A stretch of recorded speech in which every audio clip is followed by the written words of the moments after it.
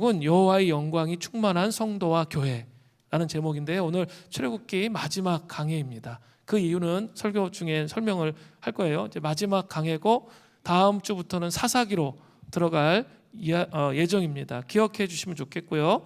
오늘 여호와의 영광이 충만한 성도와 교회라는 제목으로 말씀을 증거하겠습니다. 제가 지난 3월부터 이렇게 7월까지 아니죠 5월부터 7월까지 이 안식월을 갔었는데 특히 그 중에 이제 독일을 방문할 때가 있었습니다. 이 독일을 방문하는데 갈 때는 비행기로 13시간이 걸리더라고요. 우크라이나와 러시아의 전쟁 때문에 시간이 더 늘어나가지고 정말 가는데 너무 지루하게 무려 13시간이 걸리더라고요.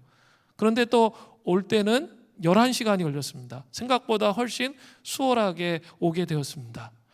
왜 이런 차이가 날까요? 2시간이라는 차이가 나는데 그 이유는 간단합니다. 그 비행기가 순풍을 탔는지 아니면 역풍을 탔는지 그거에 따라서 시간이 늘어나거나 줄어드는 것이죠.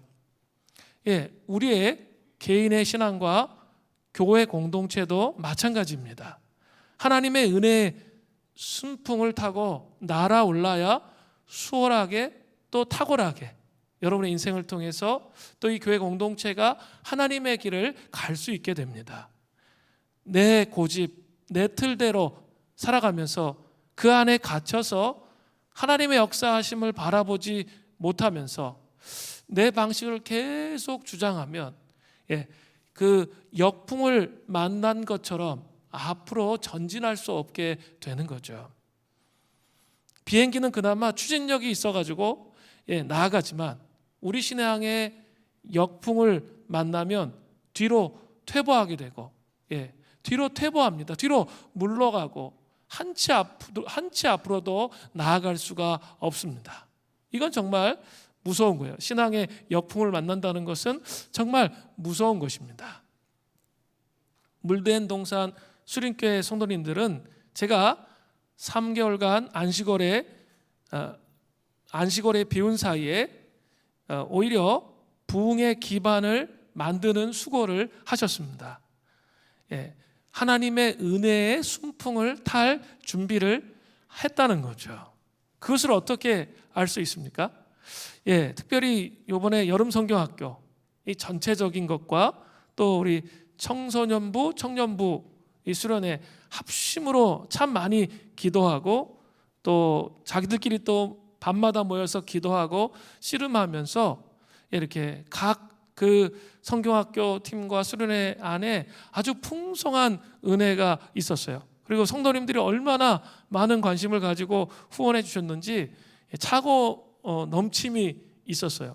차고 넘침으로 풍족하게 수련하면서 많은 은혜들을 받을 수가 있었습니다. 이것은 누가 시켜서 한 게 아니라 자발적으로 그렇게 움직여 가서 그런 일들이 일어났다는 것은 바로 우리 교회 안에 부흥의 기반이 마련되었다는 증거예요. 또 자발적으로 참 많이 전도하셨습니다. 전도해서 이렇게 교회 데려오면 정말 좋겠지만 그렇지 않다 할지라도 우리 공동체가 전체적으로 전도의 액션을 취하고 있다는 것, 하나님 그것을 보시고 기뻐하셔서 저는 이렇게 사람들을 또 보내주신다고 그렇게 생각이 듭니다. 또 전교인 수련회를 위한 이제 40일 특별 새벽 기도회가 시작되었는데 이제 이 그 부흥의 기반을 더 확장하기 위해서 이 40일 동안 좀 같이 이렇게 모여서 기도하는 시간을 좀 가지려고 해요. 그리고 이렇게 기도하는 시간에 1시간 동안 이렇게 다 향방 없이 자기 나름대로 기도하는 게 아니라 한 목적성과 한 방향으로 기도를 좀 묶어서 기도하는 시간을 가지려고 합니다. 그런데 하나님이 한 주 지났는데 이렇게 참 기름 부으심을 많이 허락해 주시는구나. 공동체가 한 목적성을 갖고 한 방향으로 같이 기도하기 시작하니까 풍성한 은혜가 임하는 것이 경험되고 있습니다. 그래서 고립되지 말고 은혜의 순풍에 올라탈 수 있어야 되는 것이죠. 자, 이러한 상황 가운데 더 하나님의 은혜의 순풍에 올라타서 인생의 문을 열고 물대동산 수림교회 공동체에 더 깊이 문을 열려면 이 부흥의 기반의 확보에 머무는 것이 아니라 부흥으로 나아가야 된다는 거죠. 그러려면 어떻게 해야 합니까? 그것은 우리 개인과 물대동산 수림교회 공동체가 오늘 본문에 나와 있는 것처럼 하나님의 영광의 빛을 더 많이, 더 깊이 목도해야 되는 것입니다. 그렇게 해야 하나님의 순풍의 은혜가 더 강력하게 우리에게 밀려와서 또 그 순풍의 은혜를 통해서 그 풍성한 열매 맺히는 그런 삶으로 나아갈 수 있다는 것이죠. 순풍의 은혜가 불어올 때 깨닫게 되는 게 있어요. 삶을 내가 경영해 가는 것이 아니라 하나님께서 되어지게 하시는구나. 하나님께서 이끄시고 되어지도록 하나님께서 주권적으로 나를 이끌고 계시는구나를 알게 된다는 거죠. 함께 오늘 본문을 살펴보면서 여호와의 영광이 충만하게 임하시는 성도님들과 물대동산 수림교회가 되기를 간절히 바랍니다. 순풍의 은혜가 여호와의 영광으로 인해서 더 깊이 불어오는 은혜가 있기를 바랍니다. 첫 번째로 모세에게 비춰진 여호와의 영광의 광채를 살펴보고자 합니다. 이스라엘 백성들은 위대한 하나님의 구원을 눈으로 보았습니다. 출애굽기에서 보면 나오죠. 애굽에 내려진 10가지 그 이적이 있었어요. 그리고 홍해를 가르고 그 홍해 바다를 건너서 출애굽하는 그런 놀라운 기적을 경험했습니다. 그러나 그들은 하나님을 배반해서 금송아지를 섬기는 것으로 말미암아 하나님 앞에 심각한 범죄를 했습니다. 물론 하나님은 모세의 눈물 어린 그런 중보 기도를 통해서 이스라엘 백성들을 용서해 주셨습니다. 그리고 가나안 땅으로 함께 올라가겠다고 말씀하셨습니다. 그럼에도 불구하고 이스라엘 백성들과 여전히 서먹서먹한 그런 모습들이 계속 나타나고 있습니다. 그렇다면 하나님께서 이러한 이스라엘 백성의 죄를 온전히 사하시고 함께 하실 수 있는 방법이 무엇입니까? 이런 하나님과 이스라엘 백성이 서먹서먹한데 언약을 갱신했음에도 불구하고 서먹서먹한 거잖아요. 이 서먹서먹한 것을 그 하나님이 죄를 용서하심을 통해서 이스라엘 백성과 친밀하게 함께 할 수 있는 방법은 무엇입니까? 그것은 하나님께서 시내산에서 주신 성막을 통한 죄 용서하심을 통해서만 가능한 거예요. 그래서 우리 성막들 정말 우리 계속 배웠잖아요. 뭐 번제단, 물두멍, 우리 떡상, 향단, 또 지성소 이런 것들 다 생각나죠. 이따 다시 한번 제가 보여드릴 텐데, 그리고 대제사장이 1년에 한 번씩 대속죄일에 이스라엘 백성의 죄를 짊어지고 지성소 안으로 들어가죠. 이런 게 다 뭐와 관련이 있는 거예요? 시내산에서 주신 성막을 통한 죄 용서하심이 있어야 다시 하나님과 친밀한 관계 안에 들어갈 수 있다는 거죠. 그러나 출애굽기 오늘 본문 34장 29절부터 35절은 바로 앞에 언약의 갱신은 있었어요. 그죠? 우리 언약의 갱신 첫 번째, 두 번째 시간 가졌죠? 그러나 아직 이 본문에서 성막이 완성된 상태는 아니라는 거죠. 자, 또 좀 살펴볼 게 있는데 출애굽기 24장 15절부터 18절을 보면 시내산에 임한 하나님의 영광의 임재는 오늘 본문의 뒷부분에서 살펴보겠지만 출애굽기 40장 34절부터 36절 거기에 가서 성막이 완성되고 나서야 쉽게 얘기해서 죄 용서를 받는 시스템이 완성되고 나서야 이스라엘 백성들에게 강력하게 임하는 거죠. 죄 용서의 시스템, 이 성막이 완성돼서 성막을 통해서 제사를 드리려고 시작하면서부터 하나님의 강력한 임재가 회복되었다는 거죠.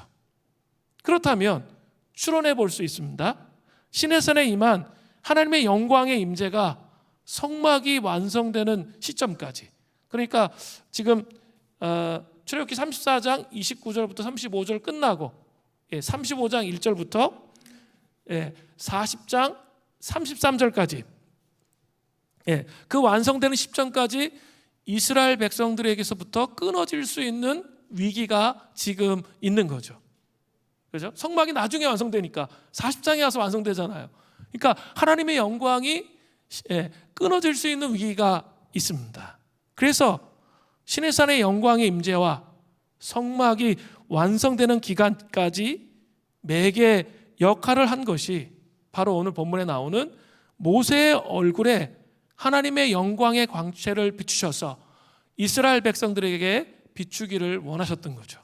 그러니까 모세의 얼굴에 영광의 광채를, 반사체죠, 모세는 비추셔서 이스라엘 백성들에게 비춰서 성막이 완성되기까지 하나님의 영광 안에 있도록 그렇게 하기를 원하셨다는 거예요. 자, 보세요. 오늘 본문 출애굽기 34장 29절. 모세가 그 증거의 두 판을 모세의 손에 들고 시내산에서 내려오니 그 산에서 내려올 때 모세가 자기가 여호와와 말하였으므로 말미암아 얼굴 피부에 광채가 나나 깨닫지 못하였더라. 모세가 언약을 갱신하면서 시내산에서 하나님과 40일 40야를 함께 주님과 함께 했습니다. 그리고 시내산에서 딱 내려오니까 어떻게 됐어요? 지금 본문에 보니까 언약 갱신을 하고 내려오니까 얼굴 피부에 광채가 났다는 거예요. 하나님의 영광의 광채를 모세도 어떻게 하는 거죠? 반사하고 있습니다. 그런데 한번 생각해 보아야 할 게 있습니다. 시내산에서 처음 율법을 받았을 때 아까 출애굽기 24장 15절부터 18절에 보면 이런 광채가 나타납니까? 모세 얼굴에? 나타나지 않아요. 이것은 두 번째 시내산에서 이 언약을 갱신하고 내려와서 하나님의 영광을 반사해서 얼굴 피부에 광채가 났던 거예요. 하나님은 특별한 은혜로 모세에게 하나님의 영광의 광채, 하나님의 얼굴에 있는 그 영광스러운 그 빛을 모세에게 나누어 주셨습니다. 이것은 특별한 의미가 있습니다. 하나님께서 모세의 권위를 세워주시기 위한 것이었습니다. 첫 번째처럼 금송아지를 섬기며 반역할 그 이스라엘 백성들을 우려했기 때문이에요. 또한 시내산에서 보여준 하나님의 영광이 성막이 완성되기 전까지 모세의 얼굴 피부에 광채를 통해서 드러내기를 원하셨던 거죠. 얼굴 광채를 통해서 하나님의 영광을, 아직 성막이 완성이 안 됐잖아요. 그죠? 그렇기 때문에 계속 드러내기를 원하셨다는 거죠. 자, 모세의 얼굴 피부에 광채가 났어요. 막 빛이 났어요. 그래서 어떻게 되었습니까? 출애굽기 34장 30절에 보세요. 아론과 온 이스라엘 자손이 모세를 볼 때 모세의 얼굴 피부에 광채가 남을 보고 그에게 가까이 하기를 두려워하더니, 모세의 얼굴 피부에 광채가 나니까 사람들이, 이스라엘 백성들이 가까이 하기를 두려워했어요. 그의 권위를 인정하는 거죠. 그래서 어떻게 모세가 행동합니까? 출애굽기 34장 33절부터 35절에 나오죠. 모세가 그들에게 말하기를 마치고 수건으로 자기 얼굴을 가렸더라. 너무 강렬한 빛이 이스라엘 백성들에게 비치니까 그 얼굴을 수건으로 가렸습니다. 그러나 모세가 여호와 앞에 들어가서 함께 말할 때에는 나오기까지 수건 벗고 있다가, 그죠? 하나님 영광의 빛, 그 광채를 계속 받는 거죠. 나와서는 그 명령하신 일을 이스라엘 자손에게 전하며 이스라엘 자손이 모세의 얼굴의 광채를 보므로 여호와께 말하러 들어가기까지 다시 수건으로 자기 얼굴을 가렸더라. 이스라엘 백성들 앞에서 그 얼굴을 가린 것이죠. 모세에게 임한 여호와의 광채를 죄 많은 이스라엘 백성들은 그 빛이 너무나 강렬하며 자기 안에 있는 죄를 막 드러내는 그런 역할을 하니까 차마 볼 수가 없었던 것이죠. 그래서 모세가 어떻게 합니까? 수건으로 자기 얼굴을 가렸다 반복적으로 말하고 있습니다. 사실 이러한 모세의 얼굴 부분에 나타난 하나님의 영광의 강체는 신약에 예수님께서 변화산에서 변화된 모습과 흡사합니다. 마태복음 17장 1절부터 2절에 보세요. 엿새 후에 예수께서 베드로와 야고보와 그 형제 요한을 데리시고 사랑하는 세 제자를 데리시고 따로 높은 산에 올라가셨더니 그들 앞에서 어떻게 됐어요? 변형되사 그 얼굴이 해같이 빛나며 또 옷이 빛과 같이 희어졌더라. 이렇게 그냥 이렇게 조명 받아서 조금 이렇게 눈부신 그 정도가 아니라 해처럼 아주 강렬한 빛이 예수님이 변형되셔서 나타났다는 것이죠. 옷은 빛이 아주 흰 빛이 나는 그런 영광의 광채가 드러났다는 거예요. 예수님은 하나님의 영광의 광채를 가지고 계신 분이심을 이 변화산의 이 사건을 통해서 증거하고 계신 겁니다. 특별히 이러한 예수님의 영광의 광채는 예수님이 부활하신 후에 더 명백하게 드러납니다. 부활체라는 말을 쓰죠. 예수님을 믿는 우리도 이러한 예수님과 함께 죽음을 경험하면 예수님의 영광스러운 광채가 나타나는 그런 부활체를 입는 거예요. 그래서 이렇게 죽는 게 되게 중요해요. 예수님 앞에 자기의 자아를 깨뜨리고 죽으면 예수님 안에 있는 그 부활의 영광의 광채가 우리에게 비춰진다는 거예요. 그 로마서 8장 11절이 그것을 말하고 있어요. 예수를 죽은 자 가운데서 살리신 영이 너희 안에 거하시면 그리스도 예수를 죽은 자 가운데서 살리신 이가 너희 안에 거하시는 그 영으로 말미암아 너희 죽을 몸도 살리리라. 부활체가 된다는 거죠. 그런데 그 부활의 영광스러운 광채가 나는 그 몸을 입는 것은 주님이 다시 오실 때 완성되는 거죠. 자 보세요. 고린도전서 15장 51절입니다. 보라, 내가 너희에게 비밀을 말하노니 우리가 다 잠잘 것이 아니요 마지막 나팔이 예수님이 재림하실 때의 나팔이에요. 순식간에 호련히 다 변화되리니. 그죠? 우리가 순식간에 부활체를 입는 거예요. 우리 안에도 예수님 안에 있었던 그 영광스러운 빛이 우리 안에 가득 채워지는 것이죠. 그렇게 온전히 예수님처럼 변화되는 것이죠. 자, 이 말씀을 가지고 좀 우리의 신앙생활을 좀 짚어야 돼요. 그리고 이렇게 성화의 여정에 대해서 생각해 보셔야 돼요. 우리가 예수님을 처음 이렇게 영접하죠? 그러면 누구든지 그리스도 안에 있으면 어떤 사람이 되죠? 새로운 피조물이 되죠. 그 새로운 피조물이 됐다는 것은 내가 한 번에 완벽하게 다 변해가지고 부활체를 입었다는 영광스러운 부활체. 그래서 몸에서 영광의 빛이 강렬하게 나타나고 그렇게 됐다는 의미가 아니죠. 우리 속사람에 대한 이야기들을 제가 늘 많이 하죠. 우리 예수님을 영접하는 순간 부활 그 생명의 씨앗이 우리 심령 안에 심어지는 거죠. 그런데 우리가 말씀을 읽고 기도하면서 이렇게 하나님의 길이 아닌 또 내 방식과 내 생각대로 사는 그런 삶, 내 고집과 내 생각대로 사는 사람이 정말 많거든요.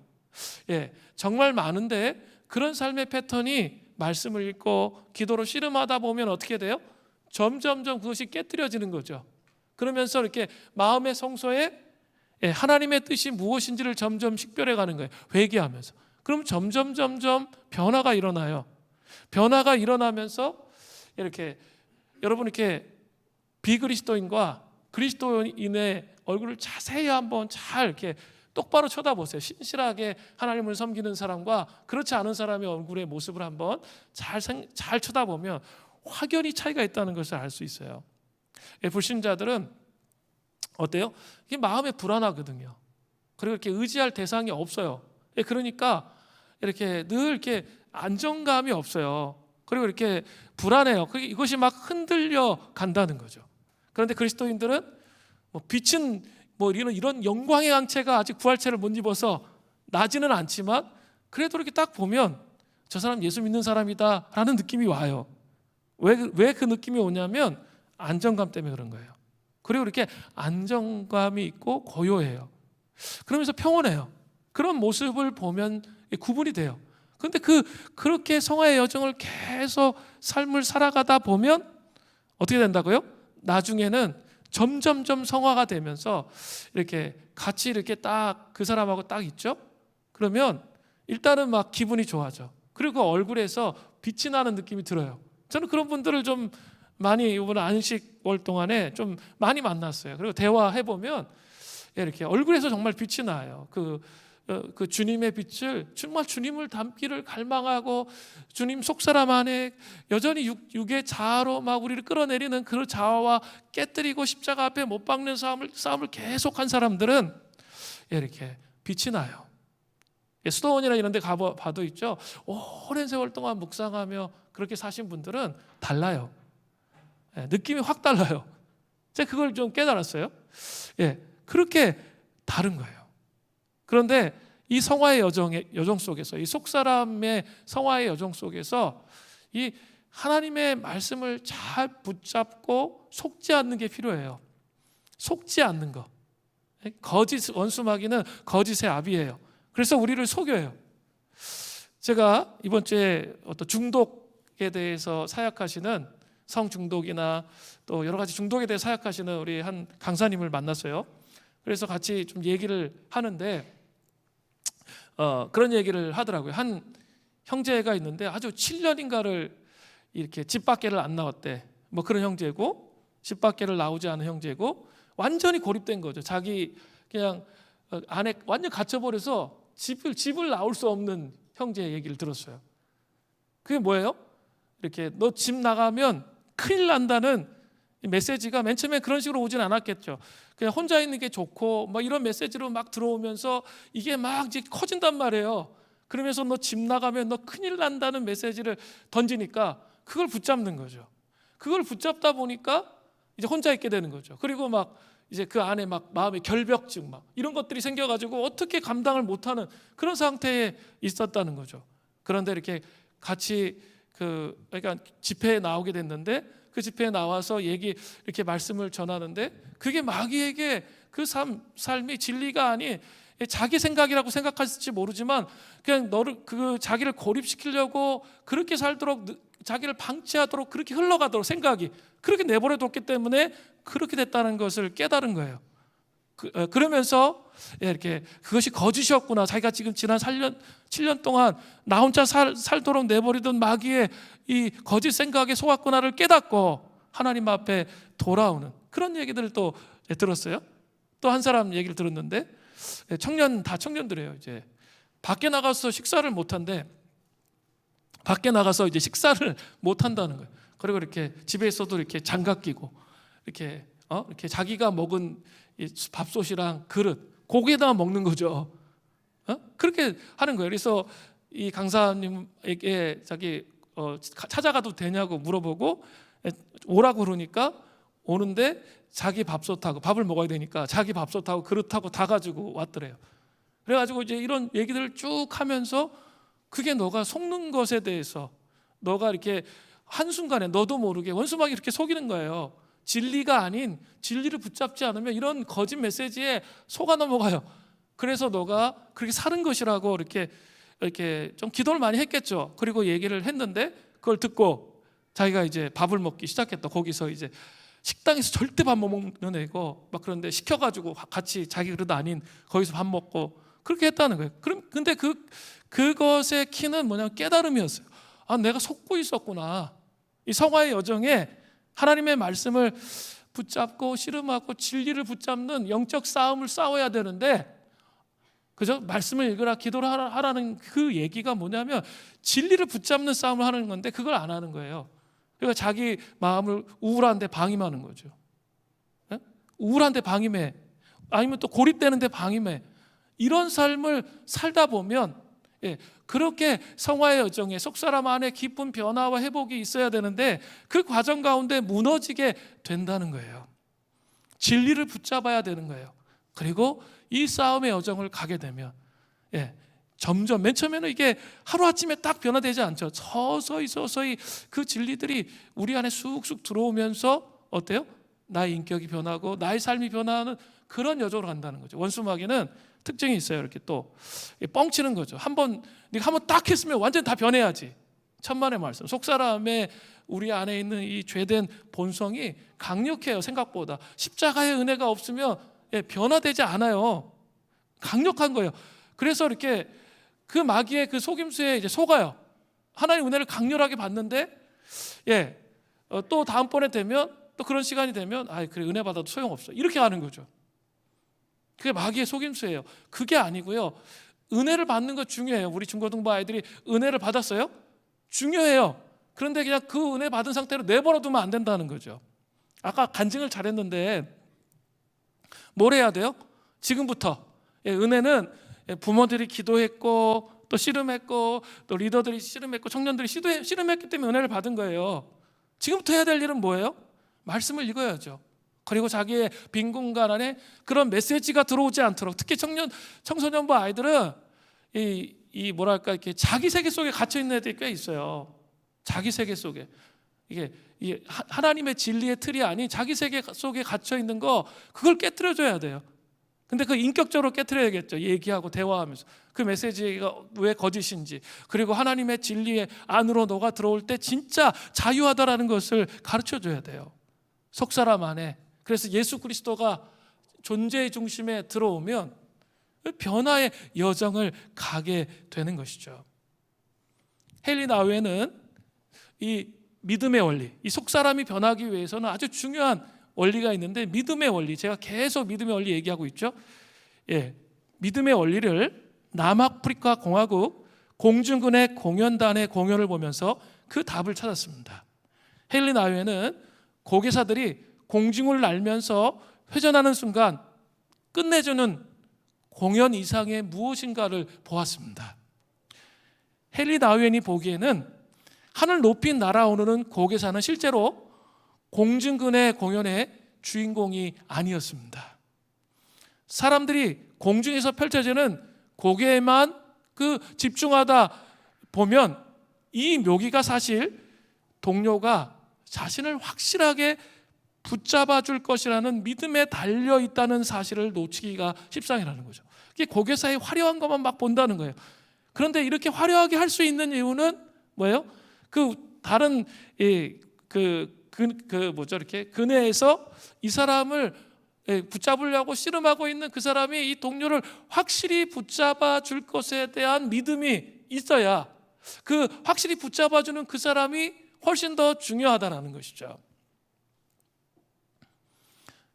그러니까 이 고개에는 사실 잡아주는 동료가 전부인 것이죠. 헨리 나우에는 믿음의 삶의 원리, 즉 하나님과 함께하는 삶의 원리를 이 고개를 통해서 깨닫게 됩니다. 그리고 이렇게 말해요. 우리가 공중에서 또 삶에서 자유로우면서 위험을 감수할 수 있으려면 우리를 받아주는 사람이 있다는 사실을 알아야 됩니다. 공중에서 삶에서 떨어질 때 누군가가 우리를 잡아줄 것이며 우리는 안전하다는 사실을 알아야 합니다. 가장 위대한 영웅은 가장 잘 드러나지 않는 법입니다. 우리를 잡아주는 그를 신뢰하십시오. 이러한 믿음의 원리를 가지고 살아가면서 하나님을 머리에서 마음으로 경험하기 시작하면, 이 불신이 가장 나쁜 거예요.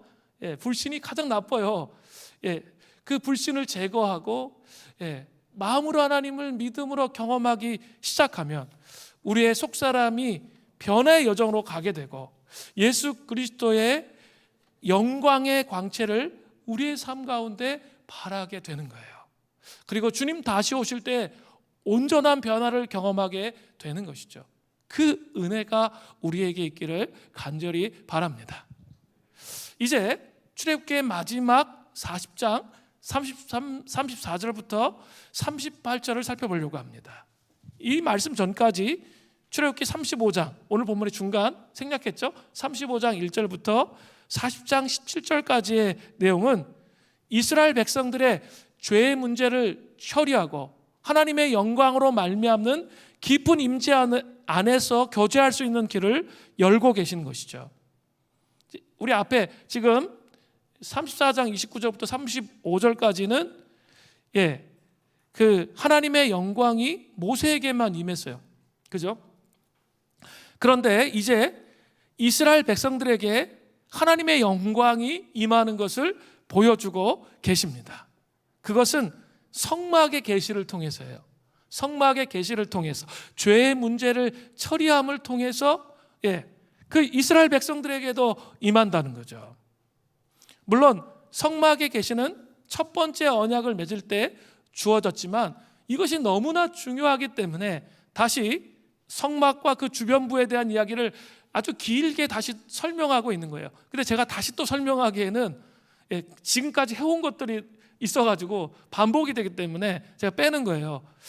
거의 성막에 대한 내용이 출애굽기가 40장이잖아요. 근데 12장이 이 성막에 대한 내용이에요. 정말 많아요. 그만큼 이 죄 처리의 문제를 통해서 하나님의 임재 안에 들어가는 것이 너무나 중요하다는 것을 가르쳐 주는 거죠.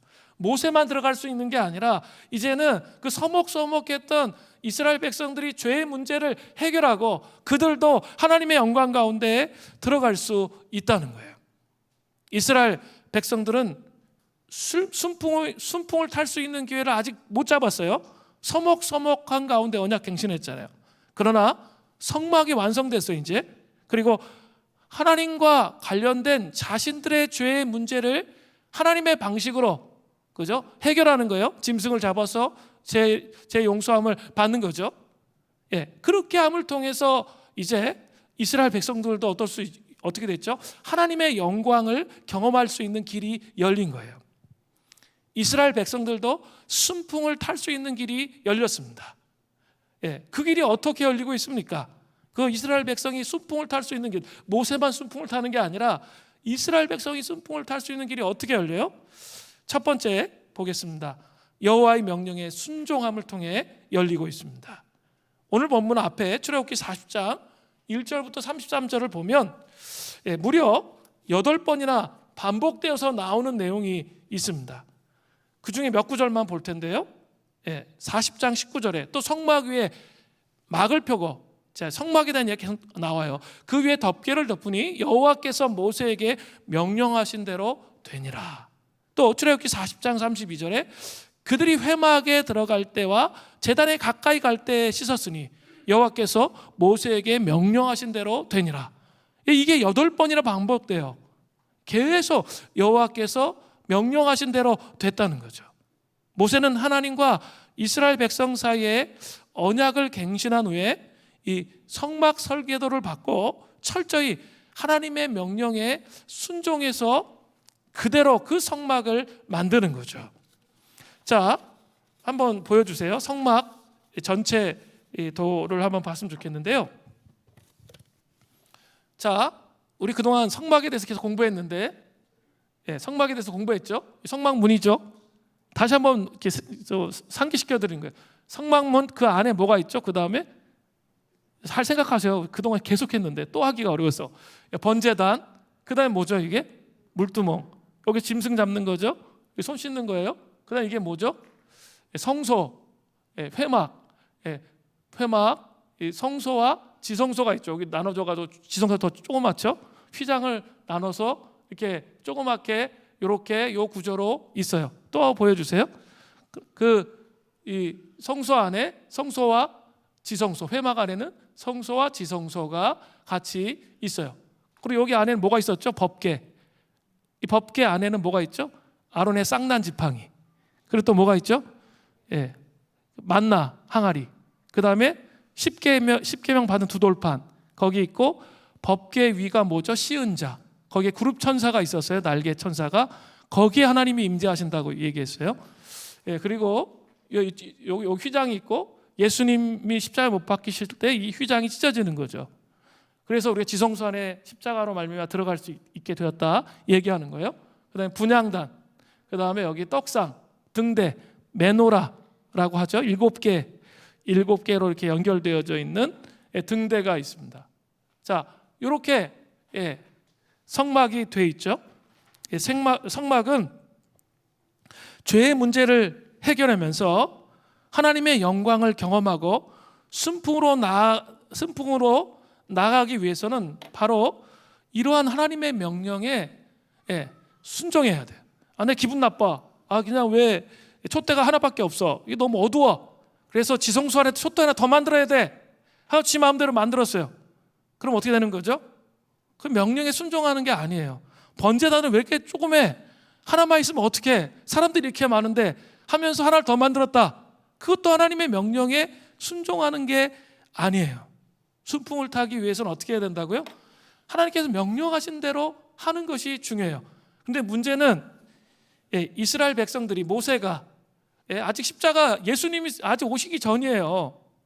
예수님이 오시기 전인데 이 죄 용서의 이 구절을 온전히 이해했을까요? 못했을까요? 못했죠. 왜 하나님 이렇게 하시는가? 왜 맨날 짐승의 목을 따는가? 피비린내 나게. 이게 뭐 하는 짓인가? 뭐 이런 생각이 들을 수 있어요. 그런데 그들이 어떻게 했습니까? 하나님께서 명령하신 대로 했다는 거예요.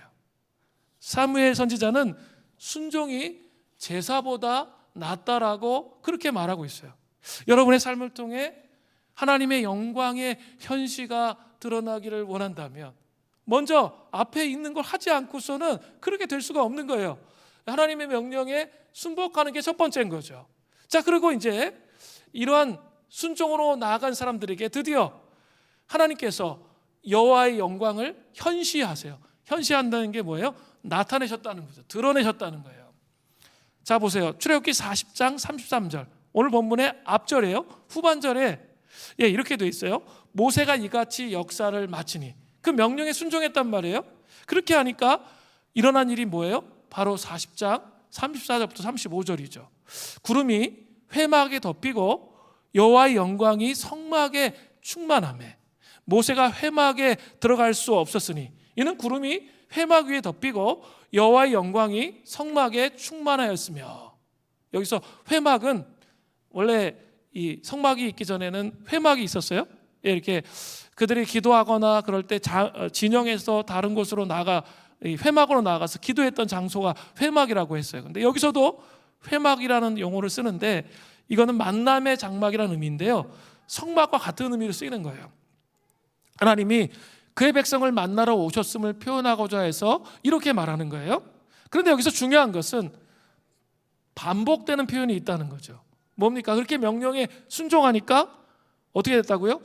여호와의 영광이 성막에 충만하며, 여호와의 그 영광이, 그 강렬한 그 영광이 성막에 아주 충만하게 임했다는 거죠. 성막에 여호와의 영광이 얼마나 강렬하게 임했으면 그 모세도 여호와의 영광을 반사했던 사람이잖아요. 그 사람조차도 회막에 들어갈 수 없었다는 거죠. 성막에 임한 여호와의 영광이 정말 강렬했다는 거예요. 모세에게 비춰진 그 정도가 아니었다는 거죠. 하나님은 편재하세요. 이 편재하시다는 게 무슨 뜻이죠? 어디에나 계시는 분이죠. 그런데 그 하나님이 스스로를 제한하시는 거예요.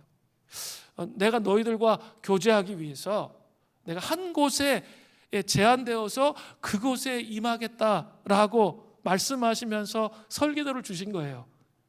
너의 죄의 문제를 처리하면 내가 이곳에서, 이 시내산에서 임했던 강력한 하나님의 영광이 이곳에 임하도록 그렇게 하시겠다고 약속하신 거예요. 스스로를 제한하셔서 우리와 인격적 관계를 맺기를 원하셨던 거죠. 이게 성막의 의미예요. 거기에 그 인격적 관계를 원하시는 그 강렬한 원함이 거기에 있는 거예요. 우리의 죄의 문제를 처리하고 하나님 앞에 나아가면 그런 경험을 하게 되는 것이죠.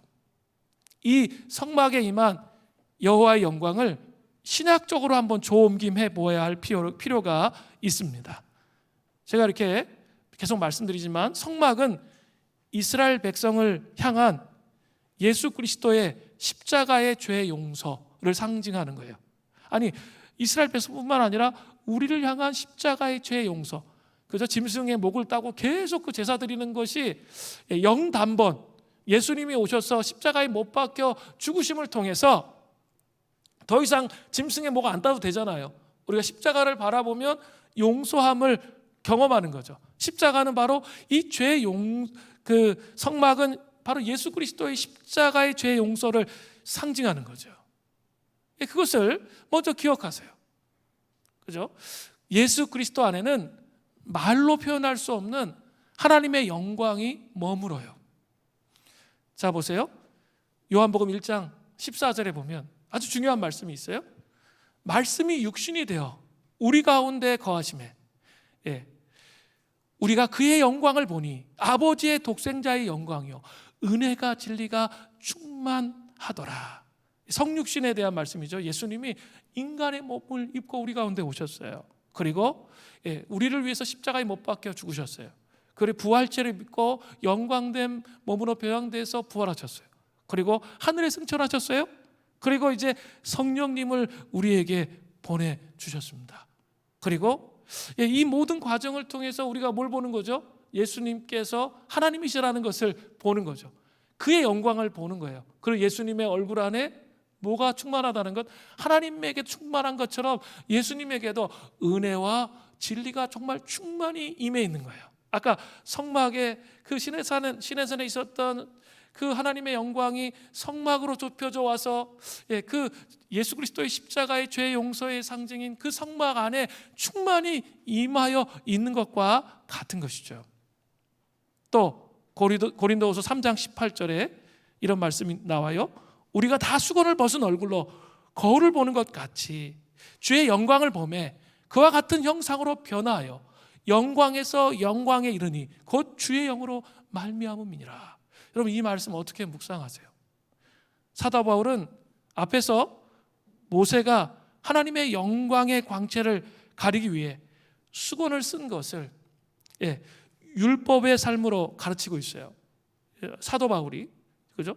고린도후서에서 3장에서 그게 율법의 삶이다라는 것을 가르치면서 오직 예수 그리스도의 영광의 얼굴을 보게 되면 그 율법의 삶, 그 수건이 벗어지고 주의 영광을 온전히 볼 수 있다고 말하는 거예요.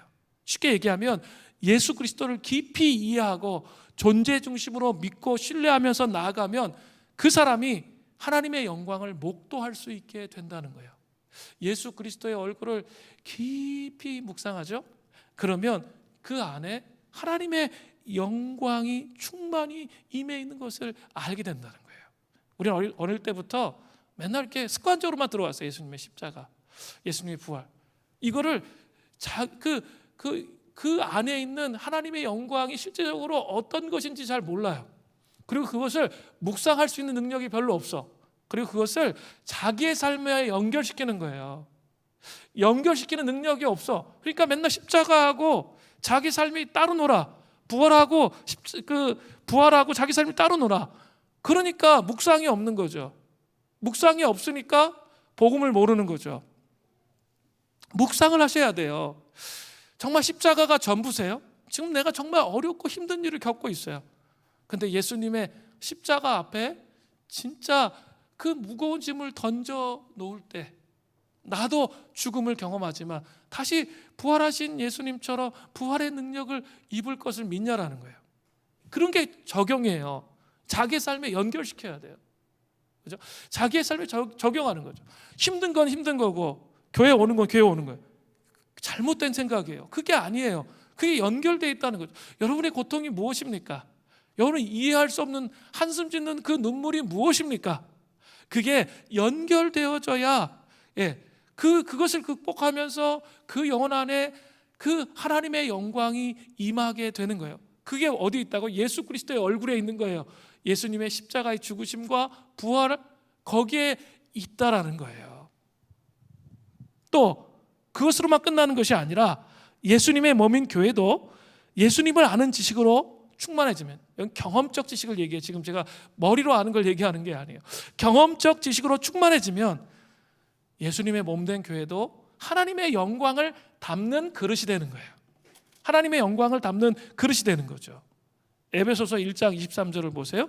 교회는 그의 몸이니 만물 위에서 만물을 충만하게 하시는 이의 충만함이니라. 여러분, 이렇게 의식을 바꿔야 돼요. 교회는 주님의 몸이에요. 물론 아직 하자가 많아요. 속사람 변화가 안 된 부분이 많이 있어요. 그럼에도 불구하고 주님의 몸이에요. 그 몸이 어떻게 돼야죠? 깨끗해져야 주님의 영광을 담을 수 있는 그릇이 되는 거죠.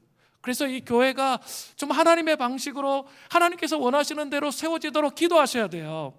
그래서 이 보혈로 씻어져서 하나님의 영광을 담아야 세상을 변화시킬 수가 있는 거예요. 순풍을 타는 삶이 무엇인지 알 수 있게 되는 것이죠. 에스겔 47장을 보면 성전 문지방에서 생수가 흘러나와서 동쪽으로 흘러가는데 처음에는 발목, 그리고 무릎, 그 다음에 허리, 헤엄칠 수 없는 아주 큰 강이 되어서 결국 온 땅을 살리는 그런 내용이 나와요. 하나님의 영광이 세상을 바꾸는 그런 놀라운 환상이 이 에스겔서 47장에 나온다는 거죠. 사실 이것이 바로 하나님의 비전이에요. 교회에 하나님의 영광으로 가득 차게 해서 세상을 바꾸는 거죠. 그러니까 교회가 자기 힘으로 세상을 바꿀 수 없어요. 성도가 예수님의 십자가와 부활, 그것이 자기 영혼 안에, 성소 안에 충만하게 채워지지 않은 상태에서 세상을 바꿀 힘이나 능력이 없어요. 그것이 아주 충만하게 있어야 세상을 바꿀 수가 있게 되는 거예요. 그죠? 그 교회 안에 성도 한 사람 한 사람이 그렇게 그릇이 깨끗해지고 하나님의 영광을 담는 그릇이 되고 성도들 한 사람 한 사람이 하나님의 영광을 담을 수 있는 그릇이 그래야 세상을 이제 바꿀 수 있는 그 준비가 되는 거예요. 전교인 수련회를 위한 특별 새벽 기도에 40일 하고 있습니다. 저는 좀 제가 마음 먹고 작정한 이 40일은 기도를 가르쳐 주자. 아예 기도를 가르쳐 주자. 그래서 40일 동안 어느 정도까지 할지는 모르겠어요. 또 제가 말씀 준비, 전교인 수련회 말씀 준비해야 되니까. 하지만 될 수 있는 한 내가 아침마다 1시간씩 기도회를 인도하리라. 그리고 우리가 공동체가 함께 같은 방향으로 같이 기도하는 거, 그거를 훈련하고 있거든요. 이렇게 제가 시간대별까지 이렇게 조절해서 이렇게 몇 시부터 몇 시까지는 말로 기도하시고 몇 시부터 몇 시까지는 회개하시고 뭐 이렇게 쭉 정리해서 제가 기도를 인도하고 있는데요. 이렇게 같은 목적성을 가지고 우리 안에 그 예수 그리스도를 알고자 하는 그 간절함, 그리고 하나님의 영광으로 채우고자 하는 간절함이 기도를 통해 부어지잖아요. 그러면 이 공동체 안에 그 하나님의 영광이 채워진다는 거예요. 예수 그리스도의 영으로 충만하게 된다는 거죠. 그렇게 되면 여러분의 삶을 통해서 세상을 바꿀 수 있게 되는 것이죠. 그런데 안타까운 것은 이러한 놀라운 비전을 주셨음에도 불구하고 세상을 바꾸는 비전이 이미 주어져 있어요. 에스겔서 47장을 통해서. 그럼에도 불구하고 거식증에 걸린 사람처럼 신앙생활하는 사람들이 교회 안에 너무나 많습니다. 거식증이라는 게 뭐예요? 영양실조인데 본인이 배가 부르다고 생각해서 너무 살이 쪄서 먹으면 안 된다는 생각을 하는 것을 말합니다. 거식증이라는 것은 몸무게를 줄이고 살을 빼겠다는 욕구가 너무 강한 거예요. 그래서 입맛을 잃어버리면서 생기는 정신적 질환이죠. 안 먹어도 배부른 거죠. 그러면서 정말 굶어 죽는, 영양실조에 걸리는 그런 상태에 빠지는 거죠. 그런데 이것이 상처에 의한 것이든 아니면 욕심에 의한 것이든 어떤 것이든지 간에 지나치게 집착하면서 정서적인 혹은 육체적인 질서를 파괴하고 삶을 파괴하게 만들 수 있습니다. 그런데 문제는, 거식증의 심각한 문제는 배가 고프지 않다는 거죠. 그 집착 때문에 본인은 지금 피폐한 상황 가운데 있는데 그것을 인식할 수 없다는 게 심각한 문제예요. 이것은 영적 거식증도 마찬가지예요. 모일 때마다, 예배를 드릴 때마다 하나님의 사랑을 제가 매주 말하고 예수 그리스도의 대속적 죽음에 감사하고 부활을 노래하면 성도들이 아멘으로 화답하고 반응합니다. 그런데 이상하게 영양실조에 걸린 사람들이 많습니다. 뭡니까? 그 십자가와 부활, 이 복음이 실제적으로 자기의 삶 속에 적용해야 된단 말이에요. 그런데 그냥 주일 종교적인 영역에만 딱 적용하고 자기 삶은 자기 방식으로 꾸려가, 자기 마음대로 살아가는 거죠. 그게 뭡니까? 바로 그렇게 살면서 자기는 괜찮다고 생각해. 영적으로 지금 황폐한 가운데 있는데 하나님과 교제가 없으니까 당연히 영적인 황폐함의 삶 가운데 있음에도 불구하고 자기는 괜찮다고 생각하며 살아가는 거죠. 그게 뭡니까? 영적인 거식증이에요. 또 자기는 이미 십자가 다 알고 있대. 그리고 부활 다 알고 있대. 그게 교만이에요. 어떻게 다 알 수 있어요? 저는 자꾸 초대교회의 그 십자가와 부활에 대한 묵상을 하면 할수록 진짜 내가 너무 천박하고 모르는 게 너무 많구나, 십자가에 대해서. 정말 그게 신비라고 말하는 그 의미가 무엇인지 조금씩 배워가고 있어요. 지금이야. 이제야 제가 나이 이제 56세인데 56세쯤 됐어야 복음이 진짜 이런 거구나 조금씩 배워가고 있는데 어떻게 여러분 십자가를 다 알았다고 얘기할 수 있어요? 그러니까 영적 거식증에 걸리는 거예요. 변화가 없는 거죠. 변화하지 않아요. 그리고 피폐한 삶은 계속되는 거죠. 이게 진짜 생명으로 자기에게 묵상되고 생명으로 적용돼야 변하는 거예요. 그러니까 이게 나중에 가면 이제 나중에 헷갈려. 이게 불신자인지 내가 그리스도인인지 자기도 헷갈려. 이렇게 가버리는 거예요. 또 그저 인간적인 눈으로만 교회를 바라보고 판단하고 부족하자 비판하고 문제를 참가 많다고 그렇게 말하지만 정작 자신은 말씀대로 살지 않아요. 그리고 변하지 않아요. 그리고 언제나 그 상태 그 자리에 머물러 있으면서 영혼의 곤고함과 피곤함이 이루 말할 수 없는 그 상태로 인생을 살아간다면 그건 더 심각한 문제예요. 우리 성도 한 사람 한 사람 안에 뭐가 없는 거죠? 예수 그리스도의 얼굴에 있는 하나님의 영광의 빛이 비춰지지 않은 거예요. 그런 상태에서 한국교회 문제가 있죠. 저도 다 알아요. 문제가 있지만 그럼에도 불구하고 우리가 정말 그런 씨름과 노력을 통해서 갱신과 각성과 회복으로 나아가도록 그런 씨름을 하냐라는 거예요. 정말 이렇게 신앙과 하나님과 만남을 따르게 생각하면서 살아가기 시작하면 그런 사람이 교회 안에 많아지면 하나님의 영광을 담을 수 없는 그릇들이 되는 거예요. 하나님의 영광을 담아야 그 영광의 강체를 세상에 비출 수 있단 말이에요. 교회 생활을 정말 너무나도 오래 했는데도 습관적으로 예배하고 있으면 이런 영적 거식증을 우리는 의심해 봐야 돼요. 프랑스의 유명한 사상가인 볼테르는 잘 알려진 무신론자입니다. 그가 한 일화를 그가 겪었던 일 하나를 소개해 드리려고 해요. 하루는 볼테르가 파리의 어느 거리를 친구와 함께 걷고 있었는데 행사를 하는 교회 앞을 지나게 되었습니다. 커다란 십자가를 세우고 교인들이 행진하는 거죠. 볼테르는 십자가에 인사를 했습니다. 볼테르가 무신론자인 것을 잘 알고 있는 친구는 평소답지 않은 그의 모습에 놀라서 물었습니다. 자네 이제 예수 믿기로 했나? 그러자 볼테르가 대답합니다. 아닐세, 우리가 말을 섞을 만큼 친하지는 않지만 인사는 하고 지내는 사이라네. 인사는 하고 지내는 사이라네. 이렇게 말했다는 거죠. 어쩌면 고개 숙인 그의 모습은 존경의 표시가 아니라 자신의 무신론적인 입장의 표시였다고 볼 수 있습니다. 우리는 그런 예수님과 인사만 하고 지내는 사이, 그런 사이로 삶을 살고 계시지는 않으세요? 인도에서 한센병 환자들을 많이 치료했던 폴 브랜드 박사는 그의 책 아무도 원하지 않는 선물에서 이런 말을 했어요. 통증보다 무서운 것이 무통입니다. 통증 우리 막 빨리 없어졌으면 좋겠다, 너무 힘들고 아프다 맨날 그러잖아요. 통증 때문에 우리 못 살겠다 그러잖아요. 근데 통증보다 더 무서운 것은 무통이라는 거예요.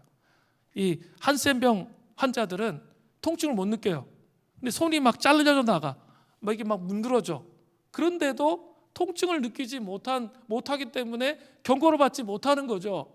그러면서 이렇게 다 문드러지고 고통 가운데 자기 몸이 죽어가는 것을 보는 거죠.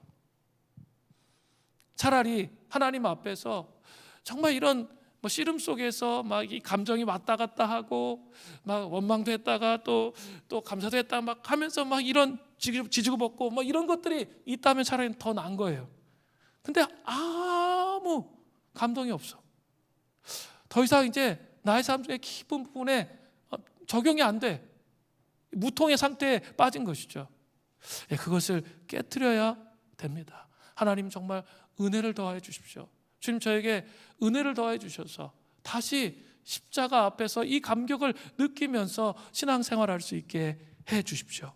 그런 고백을 하셔야 돼요. 교회는 예배가 정말 영광스러워야 됩니다. 그냥 단지 모자를 벗고 예의를 표시하는 것이 아니라 하나님을 높이고 그 은혜의 진심으로 감사하면서 정말 예배를 드릴 수가 있어야 돼요. 마음 중심에서부터 하나님을 아버지라고 부르고 진심으로 지금 길이 없어요. 그런데 나의 하나님 하면서 부르면서 그 하나님으로부터 위로를 받아요. 또 새 힘을 얻어요. 그런 예배를 드려야 돼요. 마음에 어디 둘 곳이 없어. 그래서 자꾸 낙심이 돼요. 그리고 절망이 될 때 예배 드리면서 우리 하나님만이 참 소망이시구나, 이게 경험되어져야 돼요. 그죠? 그래야 우리의 그릇이 하나님의 영광을 담을 수 있는 그 그릇이 되는 거예요. 살아가면서 기뻐할 것이 하나도 없는데 기쁨의 근원 되신 예수님 앞에 나올 때 기쁨을 회복하는 거예요. 저는 이런 예배를 드리고 싶어요. 그리고 그 예배를 통해 마음의 그릇에 하나님의 영광을 담을 수 있기를 원합니다. 자, 이제 그렇게 여호와의 영광 현시했어요. 여호와의 영광 현시하고 끝나는 게 아니라 이제 여호와의 영광이 삶으로 나타나야 돼요. 여호와의 영광의 현실을 경험했다면, 예배를 통해서 경험했다면 여호와의 영광이 이제 우리 삶을 통해 드러나야 돼요. 어떻게 우리의 삶을 통해 드러날까요? 그것은 하나님보다 앞서지 않는 거예요. 그리고 하나님의 인도하심을 따라가는 거예요. 예배를 통해 하나님 영광이 여러분의 경험됐죠? 그러면 멈출 줄 아는 거예요. 주님을 따라갈 줄 아는 거예요. 출애굽기 40장 36절부터 38절이에요. 구름이 성막 위에 떠오를 때 이스라엘 자손이 그 모든 행진하는 길에 앞으로 나갔고, 구름이 떠오르지 않을 때에는 떠오르는 날까지 나아가지 아니하였으며, 낮에는 여호와의 구름이 성막 위에 있고 밤에는 불이 그 구름 가운데 있음을 이스라엘 온 족속이 그 모든 행진하는 길에서 그들의 눈으로 보았더라. 우리는 하나님의 인도하심이 정말 너무 어렵다고 이렇게 말할 때가 있습니다. 그러나 하나님의 인도하심을 받는 것은 그렇게 어려운 일이 아니에요. 전제 조건은 하나님의 영광이 공동체와 개인의 삶에 충만하게 그릇 안에 임할 때입니다. 하나님의 인도하심을 이스라엘 백성들은 성막 위에 여호와의 구름이 떠 있는 것으로 확증하는 거죠. 여호와의 구름이 떠 있으면 행진하고 그렇지 않으면 머물렀습니다. 우리도 이러한 자세가 필요해요. 주님 말씀하시면 움직이고 그렇지 않으면 머무는 것.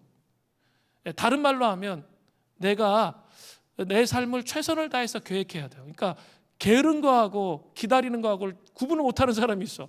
아무것도 안 하고 기다려. 그건 기다림이 아니에요. 게으름이지. 그게 아니고 최선을 다해서 계획을 하는 거예요. 그런데 이 최선을 다해서 계획한 사람들 중에 좀 많은 수가 이 계획대로 안 되면 화내고 막 짜증내고 분노하고 막 하나님 왜 이렇게 하시냐고 막 이렇게 해요. 그것이 아니라 계획을 다 세웠죠. 그러면 그 계획을 하나님께 올려드리면서 어떻게 하는 거죠? 계획의 여백을 두는 거예요. 계획의 여백을 두는 거예요. 하나님께서 이끄시고 인도하시도록. 지금 제가 얘기하는 거 그런 걸 말하는 거예요. 하나님보다 앞서 행하지 않는 것. 그리고 하나님의 인도하심을 따라 삶을 사는 것. 하나님께서 나의 삶을 주관하시고 이끄시도록, 공동체를 주관하시고 이끄시도록 해야 됩니다. 그렇게 되면 여호와의 영광이 눈에 보이지는 않지만 우리의 삶을 통해서 그 여호와의 영광이 드러나는 거죠. 그러면 주변의 사람들이, 여러분 전도 안 해도 주변 사람들이 여러분 통해서 여호와의 영광이 드러나면 그들이 예수님을 알기를 원한다는 거예요. 이것이 순풍을 타는 매우 중요한 원리 중에 하나라는 거죠.